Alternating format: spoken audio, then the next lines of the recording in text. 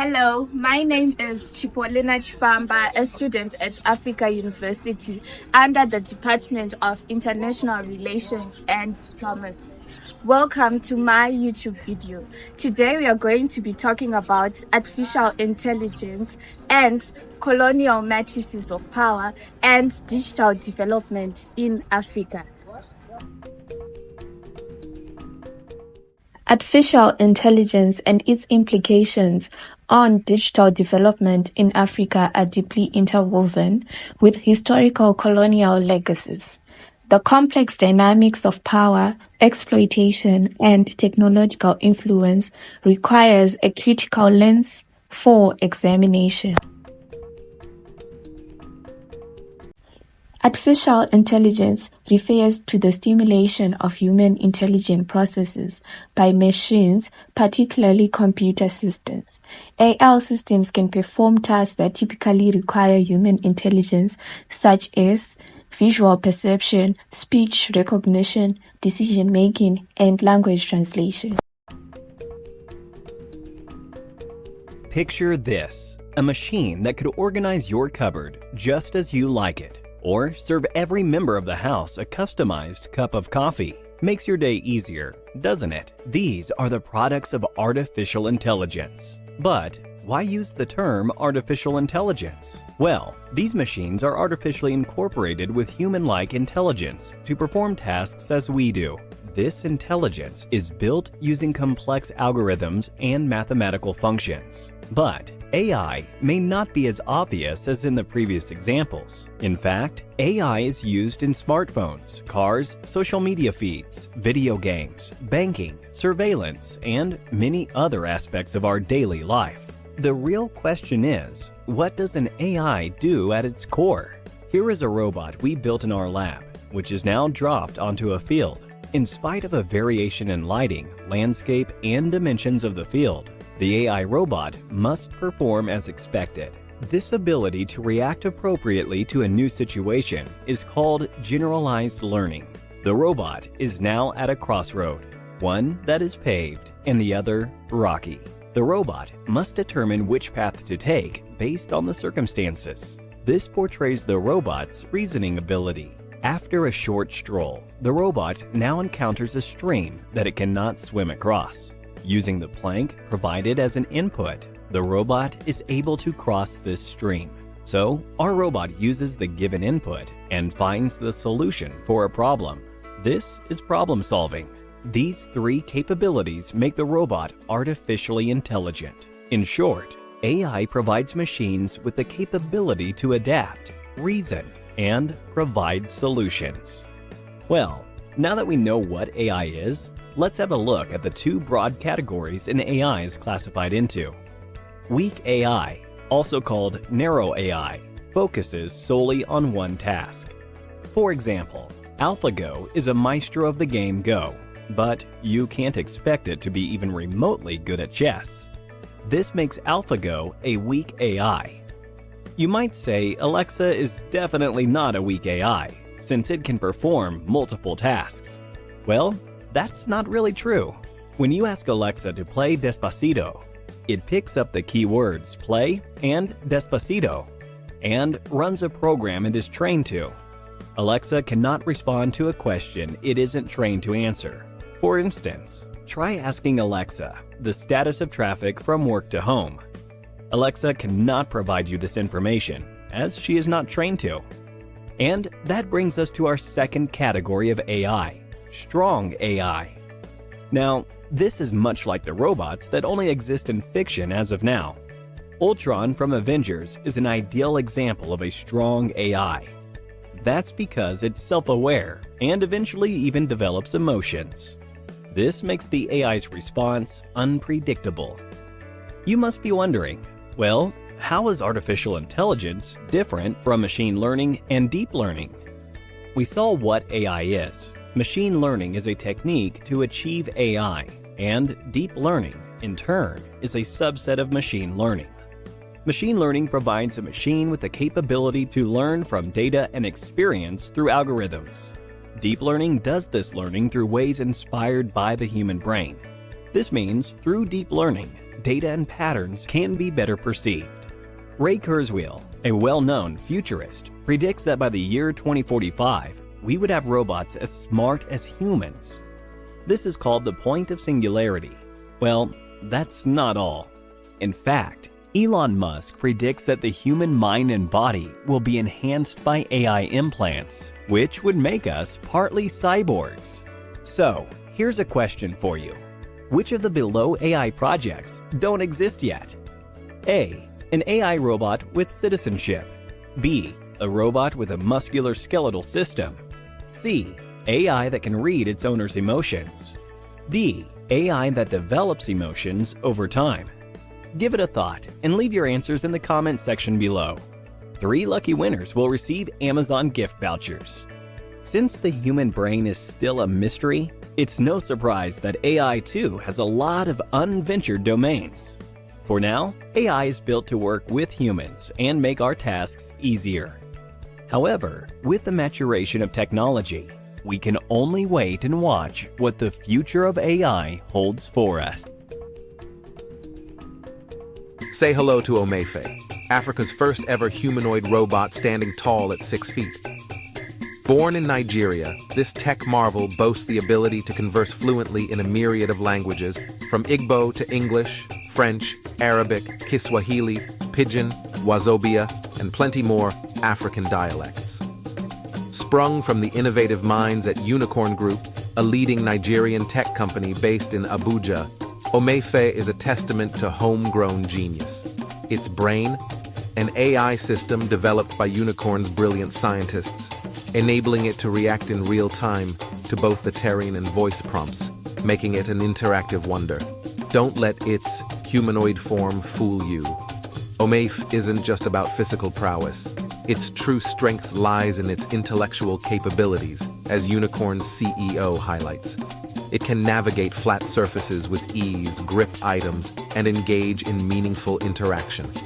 Join us as we marvel at the future of African technology, embodied in Omefe, Africa's first artificial intelligence robot.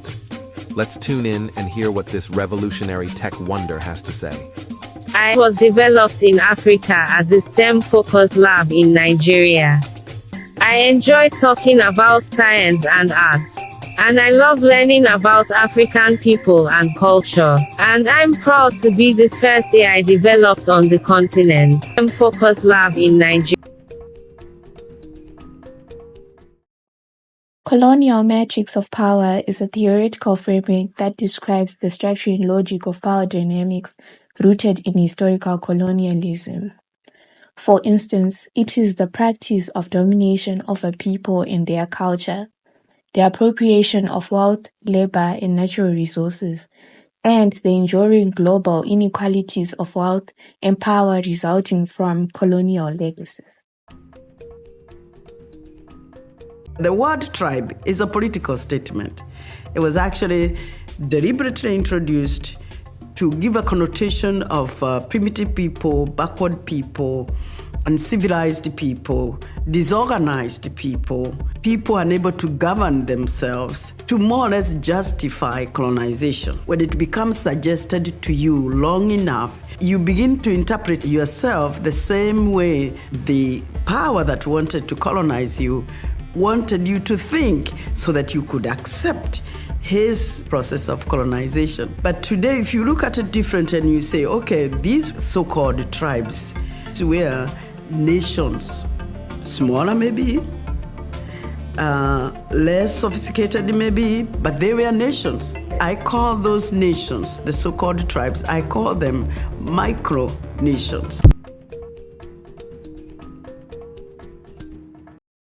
Data and digital colonialism refers to the exploitation and control of data and digital technologies by external entities. For this case, we can see that Western countries are the ones that are coming into Africa to exploit and control data and digital technologies. And we can see that African countries, they are not aware and they are not even involved. Therefore, they do not benefit from this at all. Hence, this concept raises awareness about data ownership, talent loss and the risk of technological colonization in regions like Africa.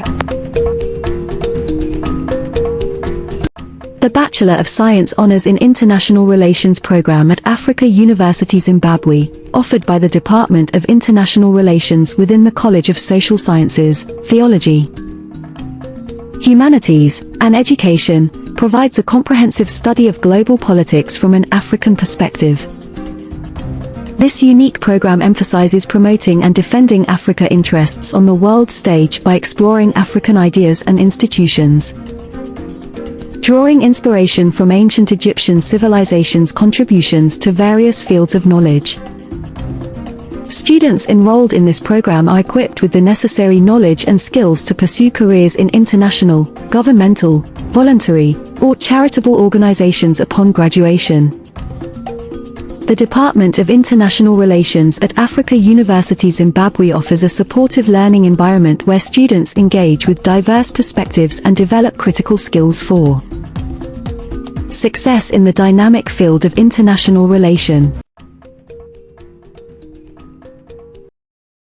There is going to be digital colonization in Africa because the global north is using artificial intelligence as a way to colonize the global south in several ways. One of the main ways is by exploiting poverty and weak laws in the south to accelerate its digital transformation. The global north is using artificial intelligence to colonize the global south by creating a new colonial world order.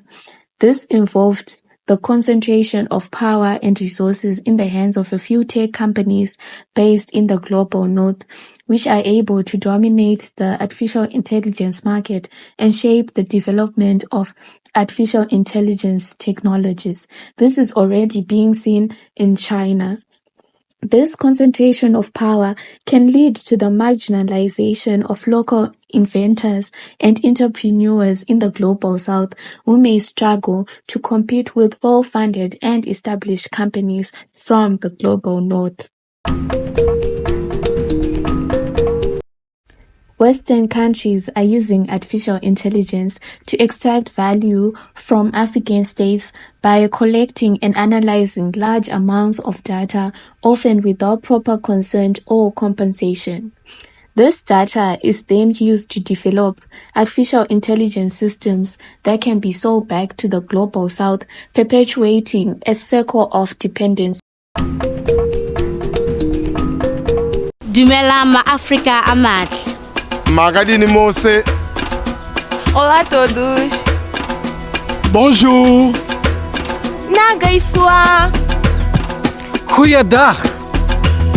Salibonani lonke. Mulibwanji. Hello. We are Africa University. Africa University has brought the US to me where I couldn't go, and now is taking Africa to the world. And I am Africa. As a community of diverse cultures and languages, Africa University is passionate about moving the agenda of Pan-Africanism. Africa University, the dream is alive. I'm studying medical laboratory sciences on the STEM scholarship. Africa University has the best malaria research lab in the entire country. So if you're interested in lab sciences or conducting any sort of research, then Africa University is the place to be. Africa University is the school of hope in the valley of dreams. Come and join me. We're gonna make Africa better than before. You might have not been to all the African countries. Come to Africa University and see Africa happening every day. An institution that offers a world-class education system. Are you thinking of being a global person? Thinking of enhancing your business and leadership skills? Why not choose Africa University? As a working mother and a wife, through one of its many flexible programs, Africa University has afforded me an opportunity to pursue my master's degree in intellectual property. As former SRC president, Africa University sharpened my leadership skills. A university that rewards excellency and hard working. Being a Catholic nun, I came to Africa University with a lot of mixed feelings. I was scared, a bit hesitant, and wondering how was I going to manage in a United Methodist institution. But you know what? I've experienced a vibrant, God-fearing, ecumenical community. Welcome to Africa University. Sign up today and come and work with some of Africa's finest young talent. Whatever your background or field of interest, you will feel right at home. Africa University has a vibrant and multicultural student body, offering you a range of facilities both in and outside the classroom. Our dining hall provides for more than 11 different menus with cultural diversity. Should you need accommodation, Africa University caters for a number of residence options. Whatever your level and whatever your sport, at Africa University you'll find plenty of opportunities to stay active. Our excellent sports and fitness facilities will help you stay on top of your game in an environment that promotes a proactive approach to sport, recreation, health and well-being. Every year the university gets multi-talented athletes from among the student body and staff. Their sporting backgrounds are as varied as their nationalities. Some have represented their countries and have received awards in the process. Enroll with us for our March or August intakes. Africa University, investing in Africa's future. Artificial intelligence has negative impacts on Africa because it is a threat to humanity and the environment. It breaches international humanitarian law. Most Africans will be left unemployed. There will be economic inequality, data privacy, ethical consideration, infrastructure, and technological constraints. Most African countries are going to rely on foreign technologies. They're going to be dependent. Therefore, artificial intelligence has negative impacts on Africa. I think AI is one of the biggest threats. We are for the first time, we have a situation where there's something that is going to be far smarter than the smartest human. So, we're not stronger or faster than other creatures, but we are more intelligent. And here we are for the first time, really in human history, with something that's going to be far more intelligent than us. So it's not clear to me we can actually control such a thing, but I think we can aspire to guide it in a direction that's beneficial to humanity. But I do think it's one of the existential risks that we face, and it's potentially the most pressing one. If you look at the time scale and the rate of advancement, I think the summit is timely, and I applaud the Prime Minister for holding it. Well, so my hope for the summit is that that there's a consensus, international consensus on the initially insight into advanced AI. We start with insight. I think there's a lot of concern among people in the AI field that the government will sort of jump the gun on rules before knowing what to do, and I think that's unlikely to happen. I think what we're really aiming for here is to establish a framework for insight so that there's at least a third-party referee, an independent referee, that can observe what leading AI companies are doing and at least sound the alarm if they have concerns. Intense robotics warfare training to toughen AI up and test its capabilities.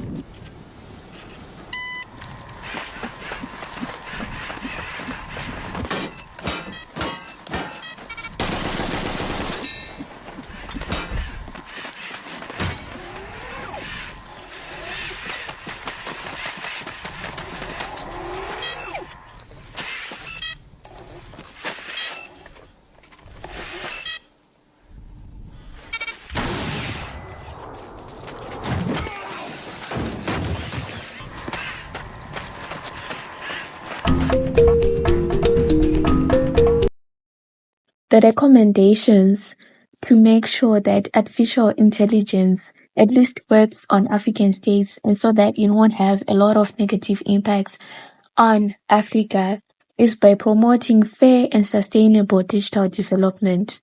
Another way is by creating policies that address power dynamics and wealth concentrations. Take your next step towards success and further your education with Africa University, a world-class center of excellence and a higher institution of choice for leadership development in Africa. We are a private Pan-African institution which is home to close to 30 African nationalities. We offer over 50 academic programs, from undergraduate studies to PhD programs. Enroll with us for the March and August intakes. Africa University, investing in Africa's future. To conclude my presentation, we can see that the use of artificial intelligence by the global north colonize the global south is a complex issue that involves a range of factors, including access to resources, power dynamics, and the concentration of wealth and technology. There is a need for an understanding of these issues and for the development of policies and strategies to promote sustainable digital development in the global south. Thank you for watching my YouTube video. I hope you comment, follow, like, and subscribe.